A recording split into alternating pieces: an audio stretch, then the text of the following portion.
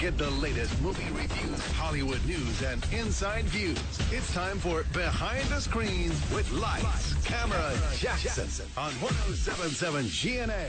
Here he is, our friend, professional film critic, Lights, Camera, Jackson, taking us behind the screens on some new films opening up this weekend. He'll tell you if they're worth checking out. Also, some buzzes, some things happening in Hollywood. He's got the inside information on that as well. Good morning, Jackson. Happy Friday, buddy. Happy Friday the 8th. Of course, that's why Warner Brothers decided to open Ocean's 8 today. Oh, so I never now, put the two together until just now. So now the Ocean's movies in the modern, like in the last 15 or 18 years or whatever, those were like those George Clooney, very clever, like you really had to pay attention, right? Brad Pitt, Matt Damon, huge cast. Big heists, that kind of thing. So they've changed it around. It's an all-female cast. Yes, Sandra Bullock plays Debbie Ocean, who's George Clooney's sister, his character's sister, because he was Danny Ocean in this. But everybody's in this movie. It's Anne Hathaway, it's Cate Blanchett, Mindy Kaling, and the person who steals the show, believe it or not, is not a woman. It is James Corden. He comes into the movie about three-quarters of the way through and legitimately gave me and everybody else at the showing last night the first real laughs of the entire movie. It's a flat film early on. Things get going when the heist gets into motion. And then when Corden comes in three-quarters of the way through with a pivotal character, it changes up the dynamic. Really? Is the getaway car carpool karaoke? He's so annoying.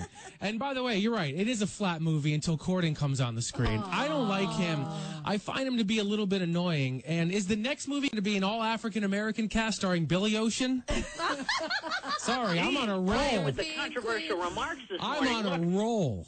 Look, you know, I like Corden because I think what he's been able to do on television with the carpool karaoke and his interview style is great. I also met him a few years ago. He's a very nice guy. If I had to pick a woman in this movie who I think stands out, I'd say it's Anne Hathaway. She plays an actress in the film, part of the whole equation, and she does the classic overacting, overdramatic style with her personality, and she is the most entertaining person to watch out of the 8 women. So the movie's getting good reviews. Is it good? It's just okay. It really is. It's not that memorable. It's not that exciting. I wanted a little more intensity from it, a little more complexity. I think it is surprisingly simple for a film about an extensive plot scheme heist. All right, so I'm going to make it pretty. I don't think I'm just saying this. I don't think anybody cares about the film. To be honest with you, I think it's going to do. I think it's going to do 40 million tops.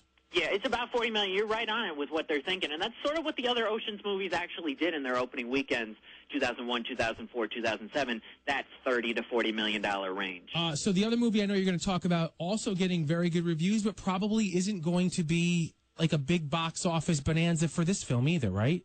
That's because it's from a little studio called A24. Now, they're getting a lot of play. They had Moonlight, which won Best Picture. They've had a lot of films, important films, critical darlings.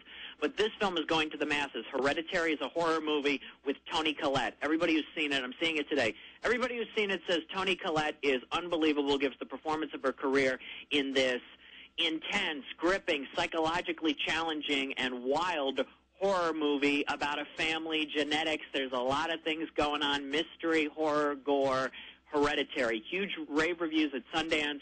They say Toni Collette may go all the way to potential Best Actress consideration. All right, talk to us now about some things that are kind of trending in Hollywood in terms of some future movies. Look, we were talking about Top Gun last week. We've got Val Kilmer coming back for the sequel, and Kenny Loggins is going to do the Danger Zone song once again. And Legally Blonde 3 is coming Valentine's Day 2020. Reese Witherspoon deciding, you know what, I need to try to revamp my career again, so let's do another Legally Blonde film. The first 2 movies did all right, 2001 and 2003. So this is going to be a 17-year gap between Legally Blonde 2 and 3. Great stuff as always, Jackson. We appreciate it. If people want more from you, buddy, how can they do that? Lights-camera-jackson.com, Instagram at LightsCamJackson, and if you've watched the new trailer for Bradley Cooper and Lady Gaga's A Star is Born, I think it's a very good trailer. It comes out in October. Bradley Cooper's character's name is Jackson. After you, right? Is it the life of Lights Camera Jackson? Is that what he's doing? I guess it is. I guess I interact with Lady Gaga somewhere down the line. I guess I do. Or maybe when I met him and told him about the Capital Region stuff with Place Beyond the Pines, he was like, I like your name. Yeah, so that's pretty good. That's right. Well, listen, It's you'll be surprised like the rest of us, right, when it comes out. Jackson, great stuff, buddy. Have an awesome weekend. We'll talk to you next Friday.